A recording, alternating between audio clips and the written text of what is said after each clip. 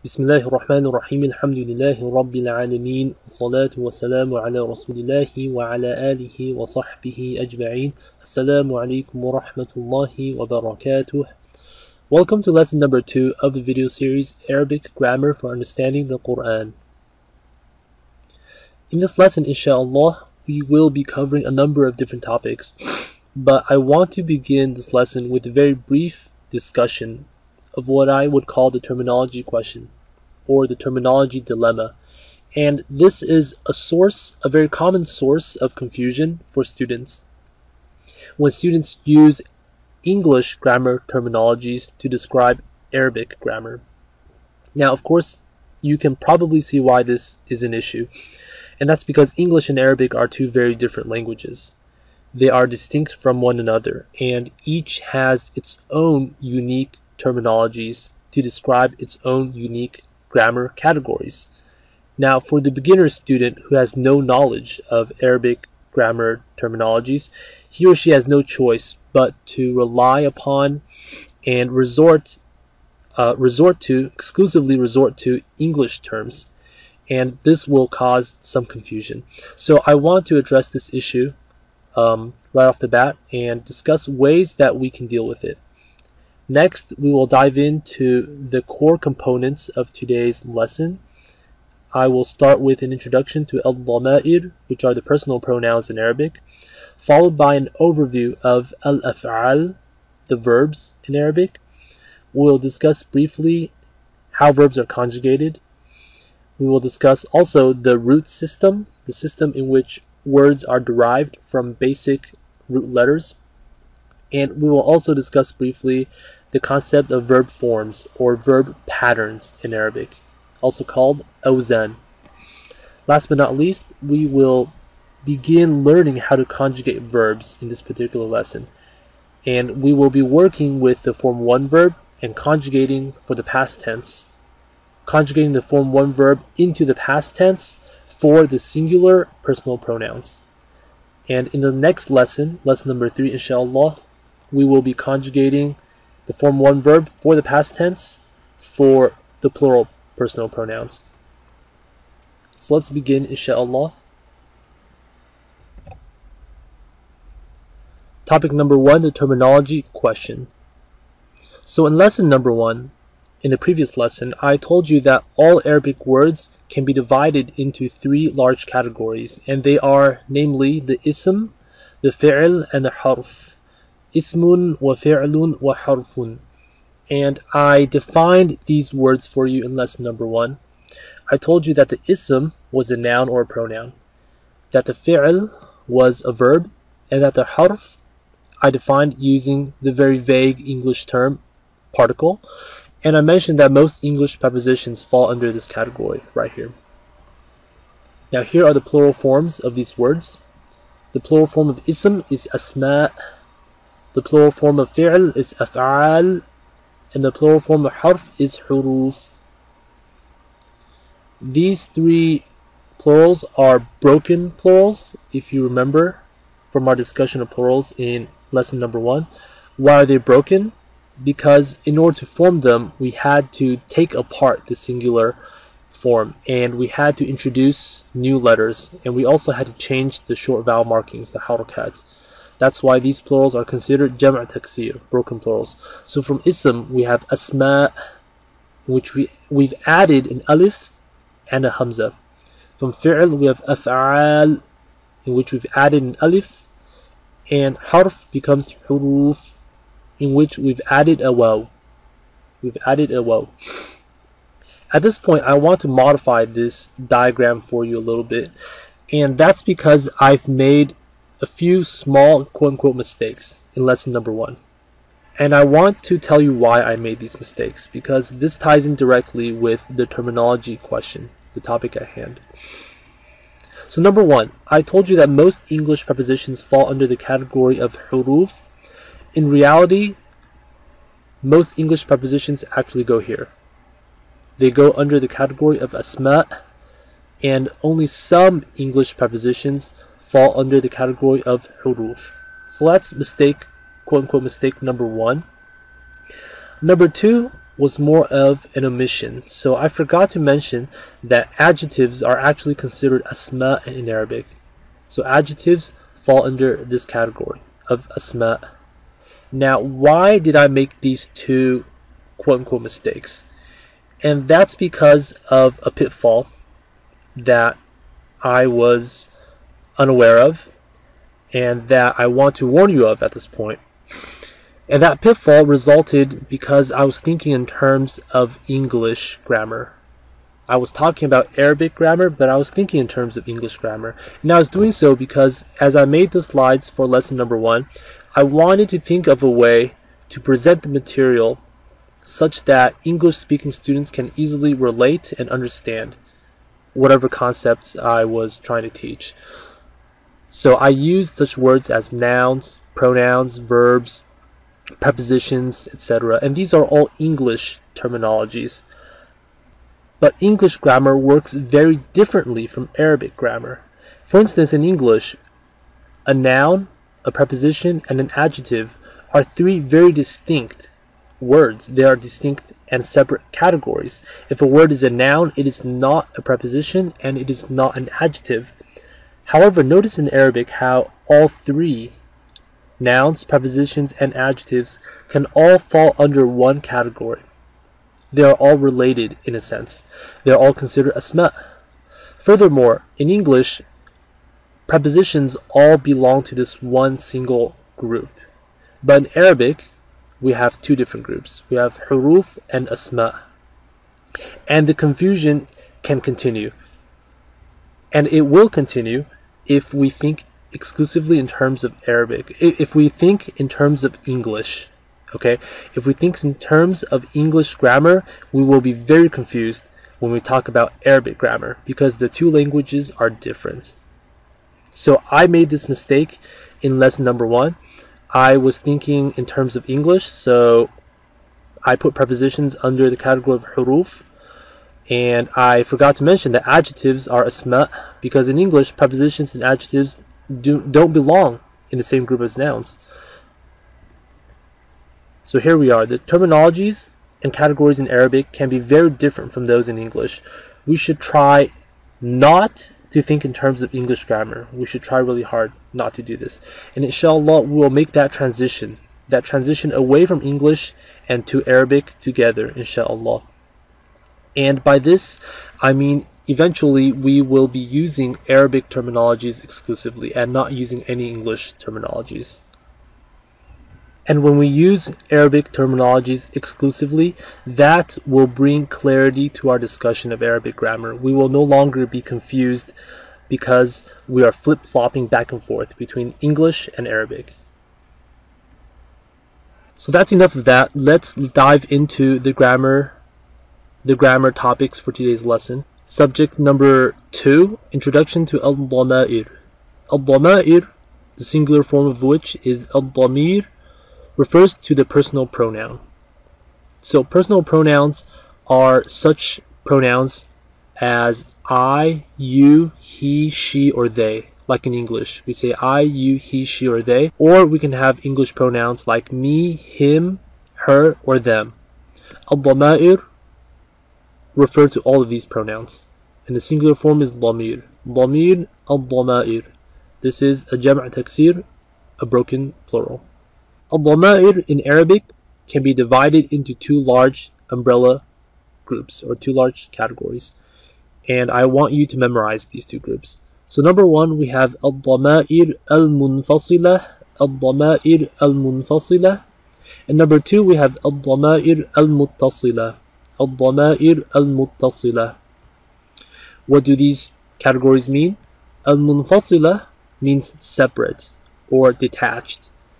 Al-Dama'ir al-Munfasila are what I would call stand-alone pronouns. These are pronouns that are not attached to any other word. They exist as stand-alone units. In contrast, Al-Dama'ir al-Muttasila are attached pronouns. That's what the word al-Muttasila means. These are pronouns that are joined or annexed to other words. So I have some examples here.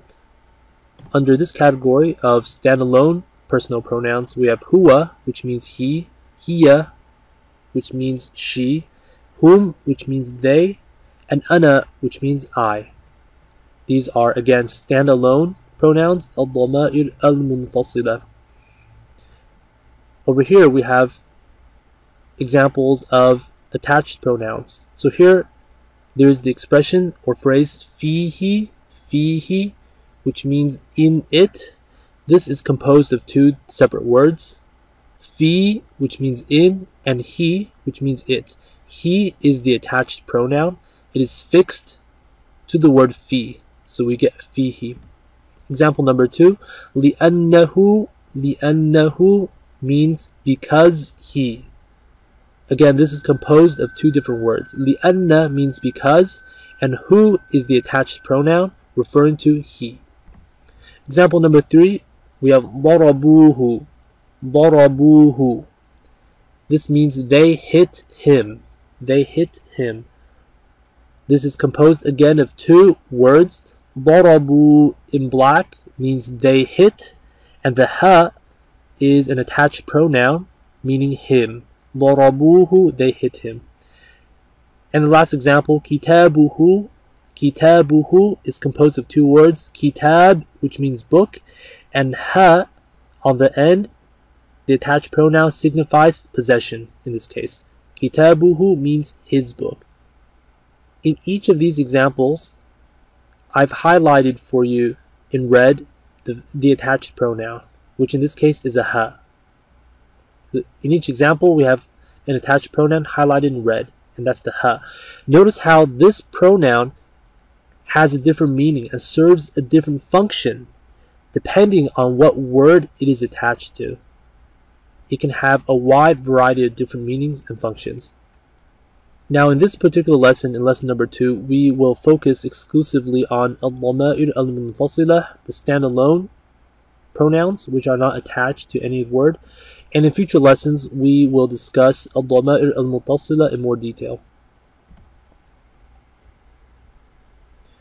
Al-dhama'ir al-munfasila in Arabic are 12 unique standalone pronouns. 12 unique standalone pronouns. You might be asking yourself at this point, why are there so many? And that's because Arabic is concerned with several different factors. Factor number 1 is person. So in Arabic, we can have the first person, which refers to the perspective of one who is speaking, I or we. We can have the second person, which is the perspective of the one being spoken to, the one being addressed, namely you. And we can have the third person, and that refers to the perspective of one who is absent, the one being spoken about, he or she. Arabic is also concerned with number. You may recall from lesson number 1 that we discussed mufrad, meaning singular, the dual, or muthanna, and the plural, 3 or more, or jama' in Arabic. And Arabic is also concerned with gender, the masculine, mudhakkar, and the feminine, mu'annath. And these 3 factors are all accounted for in al-dhama'ir al-munfasila, the personal standalone pronouns, and that's why there are 12 of them. So here is a chart. It's the full chart of all of the al-dhama'ir al-munfasila, of all the personal standalone pronouns, and I've added for you these headings on the sides to help you with the organization. So here we have person. The bottom row refers to the first person pronouns. The middle 2 rows belong to the second person, and the top 2 rows belong to the third person. By column, we have organization based on number. On the far right column, we have the singular pronouns. In the center, we have the dual pronouns. And on the far left, we have the plural pronouns. And of course, pronouns are also divided by gender, masculine and feminine. It's not as bad as it looks, actually. It may seem intimidating at first, but trust me, it's not as bad as it looks. For one, there's no gender differentiation for the first person. So masculine and feminine is not differentiated for the first person. When you are referring to yourself, ana, you say I, regardless of your gender, you would use the same pronoun. So if you are a woman or if you are a man, when referring to yourself and saying I, whatever, whatever, you would use the same pronoun. And likewise, you would use the same pronoun when you are saying we.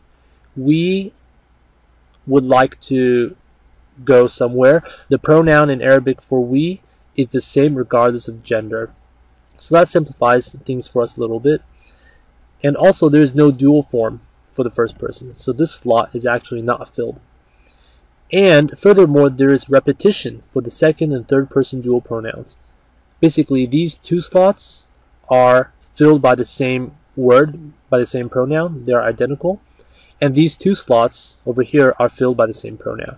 So that's how we get the number 12. We have 1, 2, 3, 4, 5, 6, 7, 8, 9, 10, 11, and 12. 12 unique standalone personal pronouns.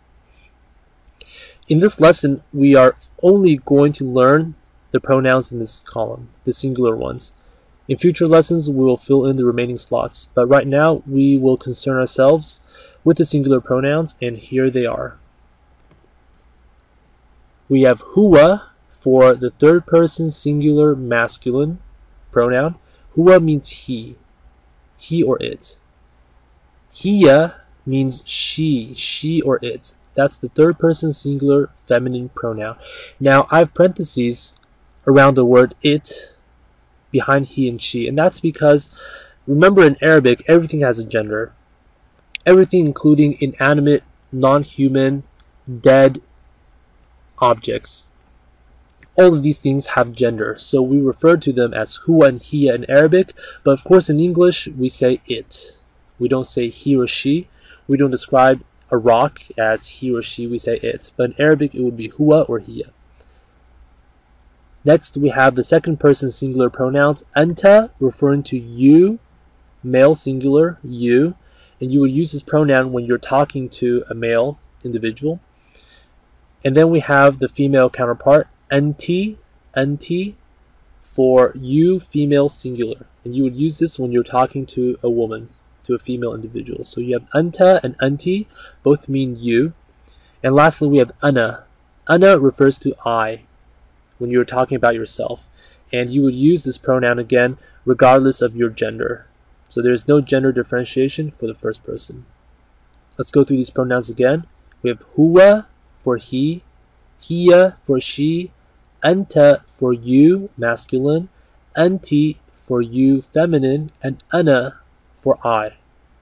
And that's used for both genders. Huwa, hiya, anta, anti, and ana. And you should memorize these pronouns, inshallah. Before we begin our discussion of verbs, I want to show you a few examples from the Quran. And these verses contain al-dama'ir al-munfasila, standalone personal pronouns. Just to show you that I'm telling you the truth, I will take examples from the Quran. So here we are.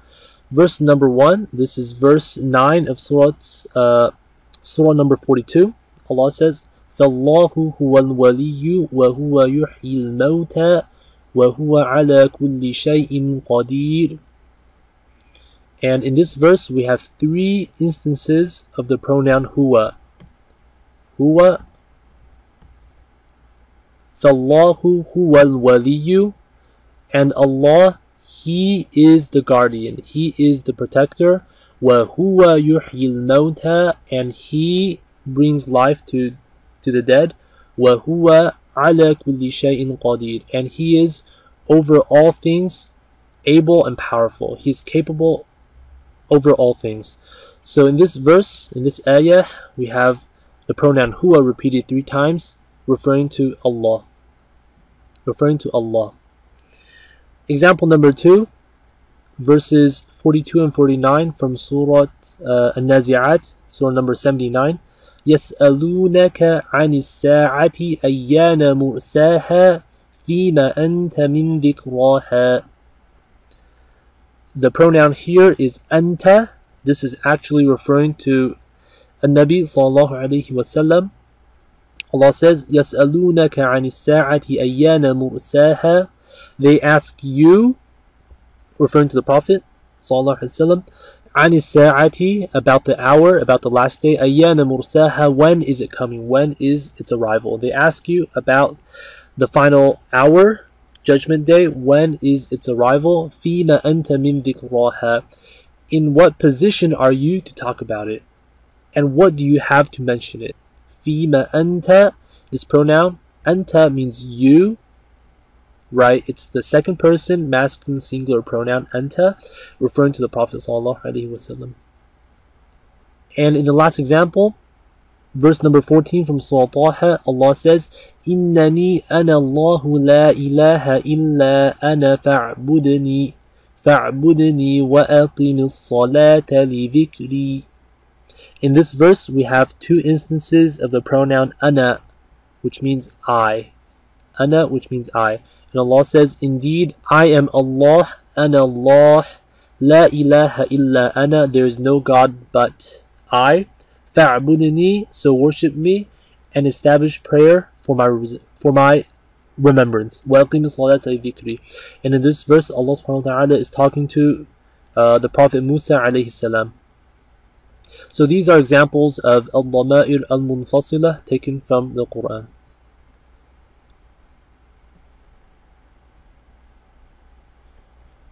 Topic number 3 for today's lesson, an overview of af'al, an overview of verbs. The Arabic word for verb is fi'l, and the plural form is af'al. I want to discuss very briefly 3 different aspects or 3 different facets of verbs in a very global and very general sense. Number 1 is verb conjugation.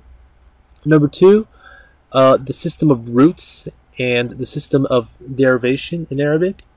And last but not least, the idea of verb forms or verb patterns in Arabic. So let's begin with conjugation. Conjugation simply means to change a verb to make it appropriate for a particular person and a particular tense. So verbs in Arabic are conjugated for the past tense, the present tense, and the command form. Again, verbs are conjugated for the past and the present tenses and the command form. Now you may be wondering, where does the future tense fall in all of this? The future tense isn't a main category in Arabic, and that's because it's simply an extension of the present tense structure. So the future tense is basically the same thing as the present tense in Arabic grammar. Now concept number 2 is the idea of roots. Arabic asma and af'al are derived from roots. What are roots? They are 3 or 4 root letters. So 3 or 4 letters from the Arabic alphabet. Words derived from the same root letters belong in the same family. So an easy way to think of roots is to think of them as building blocks. You have 3 or 4 unique building blocks from which you can assemble a wide and diverse array of words. And all of these words, because they can be traced to the same root letters, they belong in the same family, a very large family of words. And they generally share the same basic meaning in some way or another, which is super neat, in my opinion at least. Now I want to show you by example how the root system functions in Arabic so you get a better feel for how words are derived from their basic building blocks. So here we have a set of words. We have salam, Islam, salim, Muslim, and istalama. Salam, Islam, salim, Muslim, and istalama. You want to ask yourself at this point, which letters are repeated most often? Which letters are repeated in every single word? Because those are the root letters shared by these words. And those letters are sin, lam, and mim. Salama, sin, lam, and mim. Let's consider a second set of words. We have kitab, maktab, maktub, istiktab, and katib. These words all share the root letters kaf, ta, and ba. Kaf, ta, and ba. And the last set, we have khalfa, khilaf, khalifa, ikhtilaf, mukhtalif. These words all belong in one set because they share the root letters kha, lam, and fa. Kha, lam, and fa. So I hope this exercise gives you a better feel for roots and how words can be related by root letters if you break them down. And I'm not going to discuss the meanings of each words, but take my word for it at this point that they are all related somehow in some way or another to each other by virtue of sharing the same basic building blocks. Concept number 3 is the concept of the verb form, also called the verb pattern. And the Arabic word for verb form is wazn. Wazn. The plural form of that is awzan. So when we say a wazn, we're talking about our verb form. The best way to illustrate this idea or this concept is, of course, by way of example. So I want you to consider again 3 sets of different verbs, and each set is going to be broken down into these 3 categories. We have the past tense of a verb, the present tense of that verb, and the verbal noun.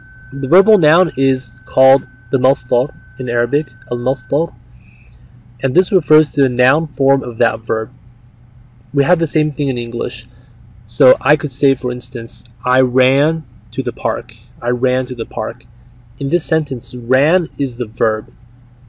But if I say running is fun, running is fun, the word running acts as a noun. That's called the verbal noun because it describes the idea, the concept of the verb. And the same thing exists in Arabic. But don't worry too much about this right now. We will go in much more detail about the masdar, about the verbal noun in future lessons. But for this exercise, I want you to listen very carefully to the phonetic similarities between 3 sets of verbs, because all of these verbs follow the same pattern, the same form. So number 1, we have sallama for the past tense, yusallimu for the present tense, and at-taslim for the verbal noun. Sallama yusallimu at-taslim. What are the root letters? They are sin, lam, and mim for this particular verb. Verb set number 2, we have for the past tense, rakkaza, yurakkizu for the present, at-tarkiz for the verbal noun. And the root letters are ra, kaf, and zai. Rakkaza, yurakkizu, at-tarkiz. And verb number 3, darrasa, yudarrisu, at-tadris. The root letters being dal, ra, and sin. Darrasa, yudarrisu, at-tadris. Now, these 3 verbs, like I mentioned, follow the same form. Again, let's pay attention to the similarities in how they sound. Sallama, rakkaza, darrasa. We hear that shadda in the center. And of course, all the letters take a fatha. They're all maftuh. We can say that these verbs in the past tense fit onto the same pattern, and that pattern is fa'ala. Fa'ala, where the fa, the ayn, and the lam serve as variable placeholders. They can be replaced by any set of root letters. So if we replace the fa, the ayn, and lam by sin, lam, and mim respectively, we get the verb sallama. And we can do the same for rakkaza and darrasa. So all 3 verbs fit again onto this form, onto this pattern, fa'ala. The same can be said about the present tense verbs. Yusallimu, yurakkizu, yudarrisu. Notice how they all sound very similar. That's because they fit onto the same pattern, and that generic pattern is yufa'ilu. Yufa'ilu. Again, the fa, ayn, and lam serve as variables. They can be replaced by roots, any set of roots. And if we replace the fa, the ayn, and lam with da, ra, and sin, for example, we get the verb yudarrisu. And the same can be done for the other verbs. Yufa'ilu. And lastly, we have the verbal noun. Let's listen again. At-taslim, at-tarkiz, at-tadris. All 3 fit onto the pattern at-taf'il, at-taf'il, where again the fa, the ayn, and lam act as variable roots. So the fa, the ayn, and lam can represent any root letters. They act as variables.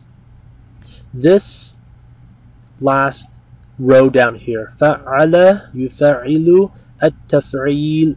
These three constitute a particular set, and that is what we refer to as the wazn, the verb form.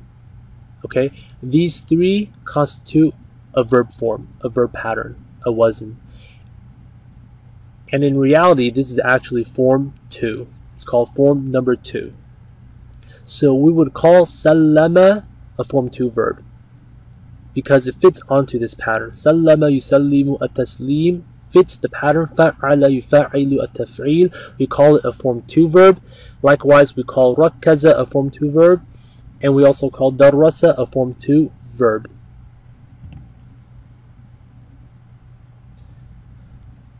So right here, in summary, verb forms or patterns, wazn, the Arabic word is wazn for verb form. These are fixed patterns or blueprints that verbs follow. You can think of them as generic stencils or molds, and whatever verb fits that particular mold, we call it by that form. So sallama fits the form, the generic stencil structure or blueprint of fa'ala. It is called a form 2 verb. There are 10 verb forms in use today, 10, and they are called form 1, form 2, form 3, etc. until form 10, and we describe them using Roman numerals. That is convention. That's just how it works. So Roman numeral 1, 2, 3, 4 up until 10. Form 9 is not very common, and form 1 is a bit complicated. So you won't see form 9 a lot or at all. And form 1 is complicated. By that, I mean form 1 has many different variations within it. But the other 8 forms, forms 2, 3, 4, 5, 6, 7, 8, and 10 are highly regular. They are highly regular and highly standard. Thus, they are memorized as such, and I would encourage you to memorize them as well. We memorize them like this. Form 2, فَعَلَ يُفَعِلُ التَّفْعِيل. Just like that. Form 2, فَعَلَ يُفَعِلُ التَّفْعِيل, as an entire set. Why do we memorize verb forms? Why do we memorize awzan? Because they are so powerful in giving us the ability to predict, to accurately predict structures and morphological changes of a particular verb. And I'm going to show you how that works in the following slide. Because the wazn, each wazn entails a fixed past, present, and verbal form. If you memorize the wazn, you will instantly know all the morphological changes of the verb given a single instance or a single example of that verb. Right here we have verb yusallimu. If you've memorized the awzan, you know that this fits onto the pattern yufa'ilu. Yusallimu, yufa'ilu, they sound alike. We know also that this is a form 2 verb because we've memorized the wazn. Yufa'ilu is form 2, so we know yusallimu is a form 2 verb. Now, the other 2 components we've also memorized. Fa'ala and at-taf'il, these all come in a set, and that allows us to predict the past tense and the verbal noun forms of yusallimu, and they are sallama and at-taslim. Again, if you've memorized the wazn, you can predict the past tense and the verbal given the present, or you can predict the past tense. You can predict the present and the verbal given the past tense, or you can predict the past tense and the present given the verbal. Whatever form you're given, however it is conjugated, if you know the wazn, you can derive all the other forms. So we know that yusallimu fits onto the pattern yufa'ilu. We know it's a form 2 verb. We know that form 2 goes like fa'ala yufa'ilu at-taf'il, so we can derive sallama yusallimu at-taslim. In reality, it works much faster than that. So if you've memorized your awzan, and if your memorization is very solid, it works literally in a second. So this is how I think. I see the word yusallimu, I know it's form 2, and I can predict sallama at-taslim instantaneously. It works literally this fast. Just like that. Takes less than a second. Yusallimu, I've identified as a form 2 verb, and from there I know the past tense and the masdar and the verbal noun form. So this slide summarizes for you the importance of understanding root letters and the importance of knowing your verb forms or the awzan. And to fully grasp the Arabic language and to fully appreciate its beauty, you have to know how root letters work and you have to know your verb patterns. Understanding root letters allows you to, number one, use a dictionary.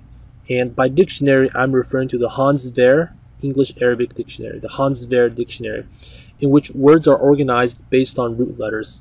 So if you see a word that you don't know and you are able to identify its root letters, you can look it up in the dictionary and you will find it under its building blocks, its root letters. Number two, understanding root letters allows you to appreciate the interconnected meanings of words. Like I mentioned before, all words that can be traced to the same raw material building blocks, i.e. the same root letters, are basically in the same family. They belong to the same family and they share the same underlying meaning, the same basic underlying meaning. Number three, understanding root letters allows you to understand the derivation of many different nouns, verbs, and adjectives. Because Arabic is a very structured language. It is a language of patterns, it is a language of trends, and a language of structure. So there is structure and forms for nouns. There are structures and forms for verbs, like we learned. There are structures and forms for plurals and for adjectives. If you understand these structures and you understand root letters, you really understand the morphological changes and transformations of the majority of words in the language. Okay, because words can really be broken down into root letters and structure. Root letters and structure. You're superimposing root letters onto forms and structures to create words. That's really how it works. Memorizing verb patterns, number one, allows you to look up verbs in the dictionary by form number. And the form numbers are, again, Roman numerals.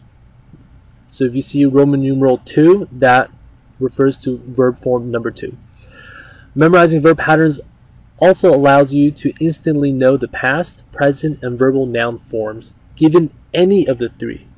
And I illustrated this with an example earlier. When I gave you the present tense, yusallimu, knowing the verb form, the verb pattern, you identified the verb as form 2 verb, and you instantly derived the past and the verbal noun forms. And you can also fully conjugate the verb for all pronouns in these forms. That's the power of the verb form, the wazn in Arabic. If you memorize a simple pattern, a simple stencil, you basically have near complete mastery over the morphological changes, over the full range of morphological changes and transformations that verb can go through. You can conjugate that verb for all pronouns in all tenses for each person.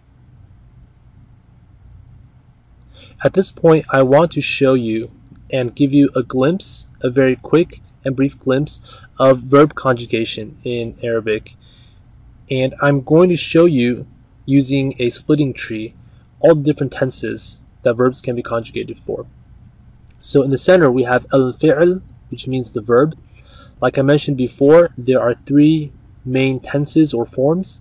We have the past tense, the present tense, and the command form. These are the three major categories of conjugation. Here they are. Al-fi'l al-madi refers to the past tense.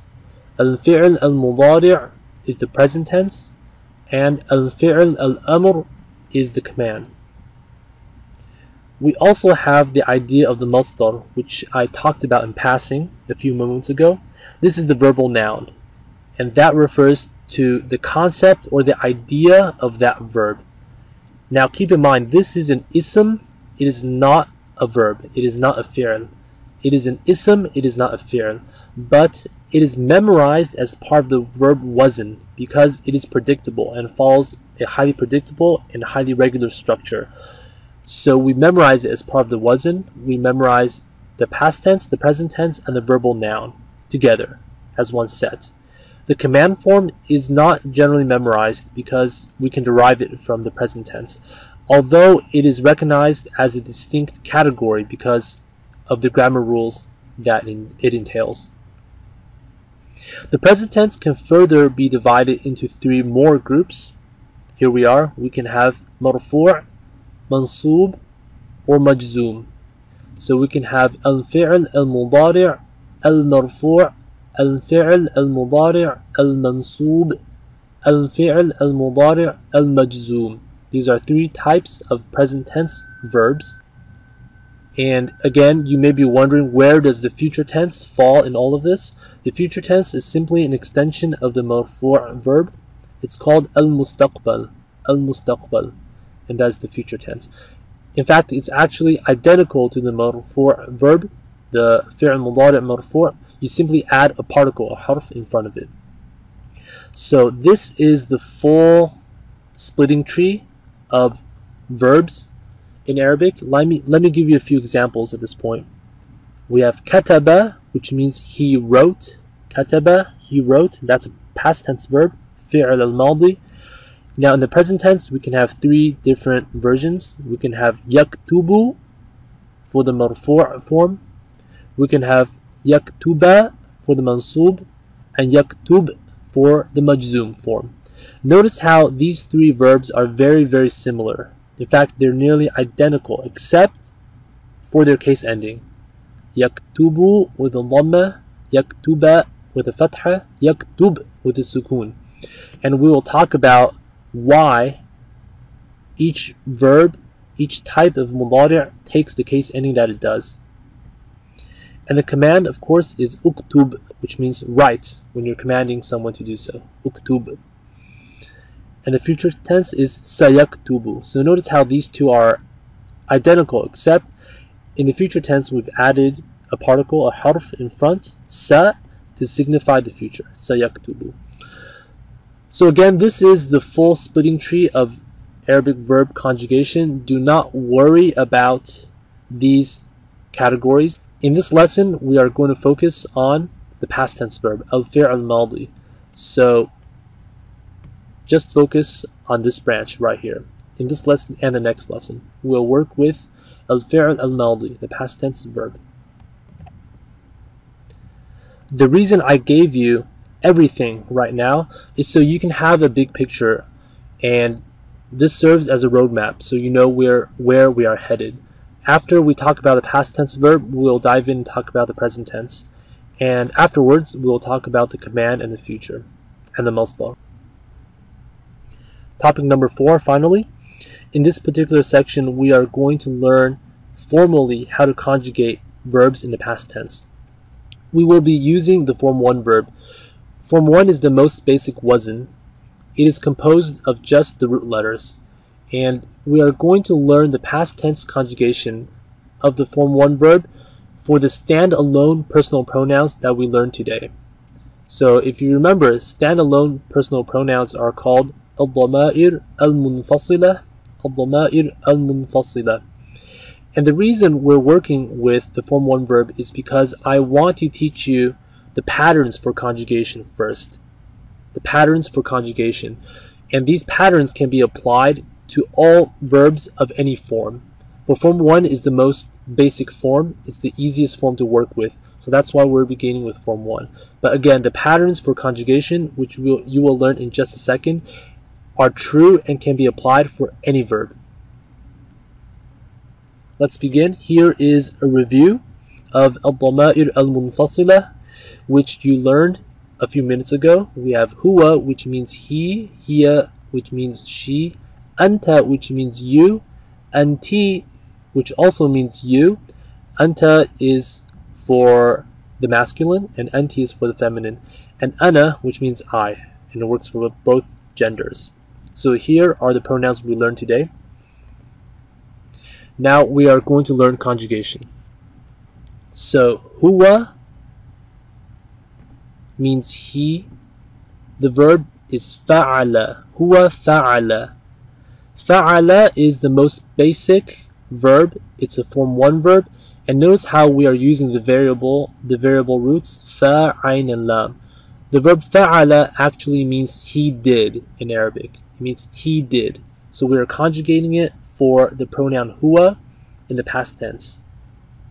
So when you say fa'ala, it means he did. Hiya, we would say fa'alat, fa'alat. We've added a ta with a sukun, a ta sakina to the end of the verb fa'ala. Hiya fa'alat means she did, she did. To conjugate for anta, we would say fa'alta, fa'alta. We've added a sukun on top of the lam, and we've added a ta with a fatha. Now this ta with a fatha, ta maftuha, corresponds to the ta in anta. So this makes sense. Anta fa'alta, it rhymes as well. Anta fa'alta, this means you did in the past tense. Conjugating for anti, we say fa'alti, fa'alti. The t corresponds to the t in anti. Again, it rhymes. This helps us memorize this conjugation scheme. Anti fa'alti, which means you did, but again, we're referring to the feminine you. Anti fa'alti. And last but not least, ana, I, ana fa'altu, ana fa'altu. The tu, ta with a dhamma on top, corresponds to ana fa'altu, which means I did. Now these patterns, the ta with the sukun, the ta with the fatha, the ta with the kasra, and ta with the dhamma, this conjugation scheme is true for any verb in the Arabic language, and I'm going to demonstrate this with examples later on. Now, in English, we say he did, she did, you did, and I did. The verb is the same for every single pronoun. Did, and did. If I just say did in English, you don't know who performed the action of doing, who did. But in Arabic, the conjugation of the verb tells you the person and tells you the gender and tells you the tense, right? So if I say fa'alat, that means she did. We don't need to say hiya fa'alat. We can just say fa'alat. We don't need to say anta fa'alta. We just need to say fa'alta. That ta at the end of the verb tells you who's doing the action. It tells you that anta is doing the action, fa'alta. We don't need to say anti fa'alti. We can just say fa'alti. And we don't need to say ana fa'altu. We can just say fa'altu. So we can actually remove the pronouns. And these verbs just by themselves would make perfect sense because they would tell us the person. We cannot do that in English. In English, we need to have the personal pronouns in front. Now, I mentioned earlier that the form 1 verb is a little complicated because there are variations within it. And at this point, we're going to discuss those variations, at least for the past tense. So the middle root, the ayn, the middle variable, can take any haraka in theory. So it can take a fatha or it can take a dhamma. So you can have this form, fa'ula. There are verbs that fit this pattern, fa'ula. But the conjugation scheme is the same. So if we have fa'ula for huwa, the hiya form would be fa'ulat, fa'ulat. We're adding a ta sakina at the end for hiya. The anta form, we predict will have a ta at the end. And that is certainly the case. We have fa'ulta, fa'ulta. Notice how the ayn with the dhamma is carried through. That's part of the verb itself. It doesn't change. Anti, we predict that it would have a t at the end because this marks the pronoun anti. There's a correspondence, and that is again the case. Fa'ulti, fa'ulti. And ana, we predict will have a tu, fa'ultu. So again, let's go through this list. We have huwa fa'ula, hiya fa'ulat, anta fa'ulta, anti fa'ulti, ana fa'ultu. And the last possible haraka is the kasra. So we can have fa'ala or fa'ula or fa'ila, fa'ila with a kasra. These three verbs are all considered form 1 verbs. And that's the variation inherent in form 1, is that the middle word can have a variable haraka. It can be a fatha, a dhamma, or a kasra. So fa'ala is a form 1 verb, fa'ula is a form 1 verb, and fa'ila is a form 1 verb. Again, in the next few slides, I will show you actual examples of verbs that follow these patterns. For fa'ila, we conjugate in the same way. Hiya fa'ilat, anta fa'ilta, anti fa'ilti, ana fa'iltu. Let's now take a look at a real verb. This verb is going to follow the pattern of fa'ala, the most basic fa'ala pattern for huwa. On the left hand side, I've given you the stencils, the stencil blueprints, if you need them, but I would encourage you not to look at these blueprints for now and just work off of your memory or work with me, because that will train you to recognize and to use the forms. So huwa, I'm going to give you the verb right now, and we're going to conjugate it for each of these pronouns. Huwa khalaqa, khalaqa. Notice how this follows the pattern fa'ala, fa'ala. What are the root letters? They are kha, lam, and qaf. Very basic verb. How do we conjugate it for hiya? We add a ta with a sukoon, a ta with a sukoon. Khalaqat, khalaqat. Anta would have a ta with a fatha at the end. Anta khalaqta, anta khalaqta. Anti khalaqti, anti khalaqti, with a t at the end. And ana khalaqtu, ana khalaqtu. So that's the conjugation scheme for the verb khalaqa. We have khalaqa, khalaqat, khalaqta, khalaqti, khalaqtu. What does this verb mean? It means to create. So khalaqa means he created. If we're talking about hiya or she, we would say she created. Anti khalaqta, you created. Anti khalaqti, you created, talking to a female. And ana khalaqtu, I created. Example number 2, we're going to look at a verb that follows the pattern fa'ula, fa'ula, where the middle root, the second root, takes a dhamma. Again, this is considered a form 1 verb. It's simply a variation of fa'ala, but it follows the same conjugation pattern. The verb is basura, basura. How do we conjugate it for hiya? We add a ta with a sakina. Basurat, basurat. How do we conjugate it for anta? Basurta, basurta. We're adding a ta at the end, corresponding to the ta in anta. Anti would have a t at the end. Basurti, anti basurti. And ana basurtu. The two refers to ana. Ana basurtu. What does this verb mean? Basura means to look or to see. So huwa basura, or just basura, means he looked. Basurat, she looked. Basurta, you looked, referring to anta, you, masculine. Basurti, you looked, referring to anti, you, feminine. And basurtu, I looked. I looked. So this is an example of a verb following the pattern fa'ula, fa'ula, and it is still a form 1 verb. And the last possible combination is fa'ila, fa'ila, in which the middle root takes a kasra. And this is again considered a form 1 verb, one of the variations of the form 1 verb, in addition to fa'ala and fa'ula. The verb is kariha, kariha. The hiya form will be karihat, karihat. We're adding a ta sakina. Anta karihta, anti karihti, wa ana karihtu. And this verb means to hate or to detest. So kariha means he hated, karihat, she hated, karihta, you hated, karihti, you hated for feminine, and karihtu, I hated. And this verb usually takes a direct object, but that's not our concern over here, so I didn't add anything afterwards. So at this point, hopefully the conjugation for the form 1 verb in the past tense for the singular pronouns that we learned today, the singular standalone personal pronouns, these conjugation patterns should be very clear to you. If they are not, please review the previous slides and watch them a few times. At this point, I want to take a look at a few examples taken from the Quran. And for each example, I want you to ask yourself a few questions. So I want you to ask yourself, how is the verb conjugated? What changes have we made to it? And what do those changes tell us about the pronoun for which it is conjugated?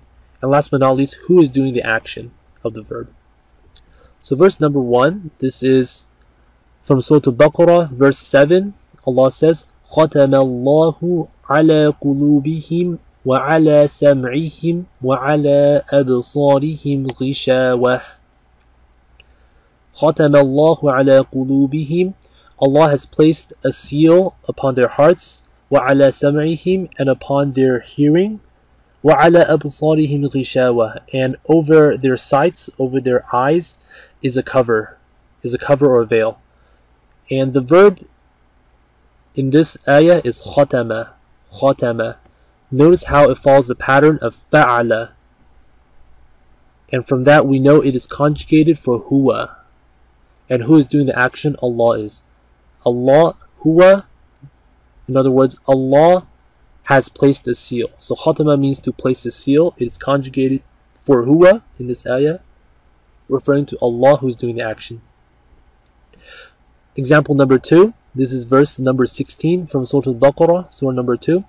Allah says, أُولَٰئِكَ الَّذِينَ اشْتَرَوُا الضَّلَالَةَ بِالْهُدَىٰ فَمَا رَبِحَتْ تِجَارَتُهُمْ.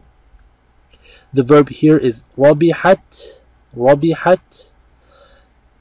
We notice the ta sakina, or ta with the sukoon, the very light ta at the end of the word, rabihat. So we know the conjugation is for the pronoun hiya, she. Hiya, she. And who is doing the action? Tijaratuhum. Fama rabihat tijaratuhum. It is conjugated for tijara, which is feminine. And the meaning is basically their transaction or their business did not profit them, was unprofitable. So the verb is conjugated for hiya, and the thing doing the action is tijara. أُولَٰئِكَ الَّذِينَ اشْتَرَوُا الضَّلَالَةَ بِالْهُدَىٰ. أُولَٰئِكَ الَّذِينَ, they are those who have purchased or traded الضَّلَالَة, misguidance, for guidance, and their transaction or purchase was of no benefit.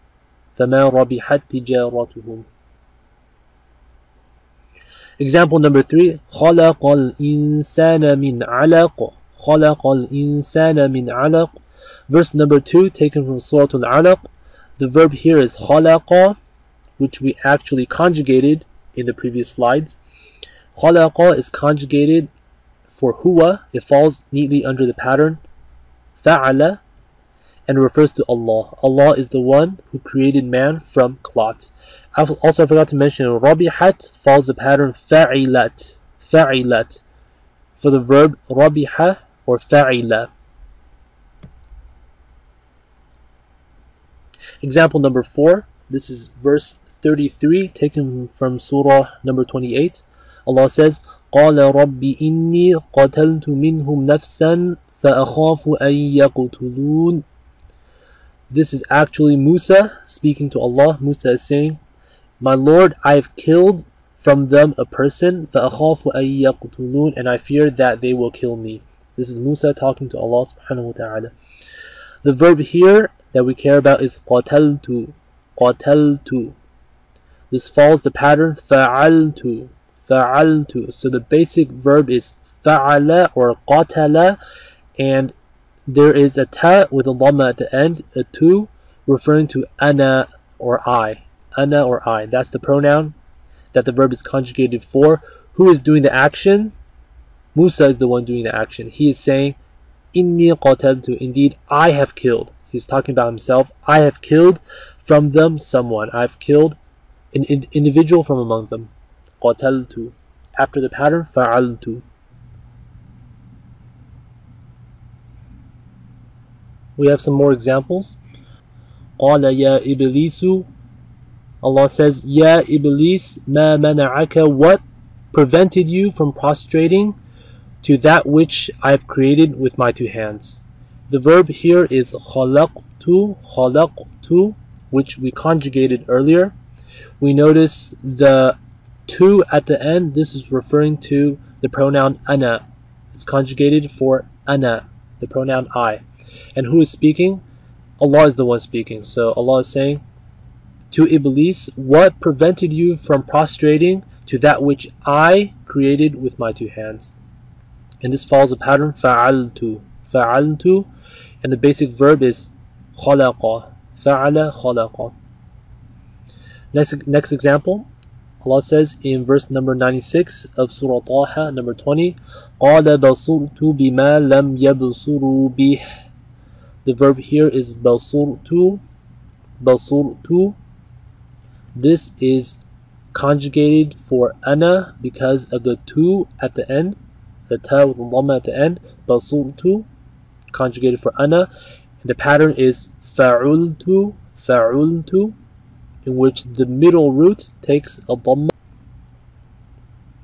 In the next example, we have in verse number 11 of Surah number 28, Al-Qasas, وقالت لأخته قصيه فبصرت به عن جنب.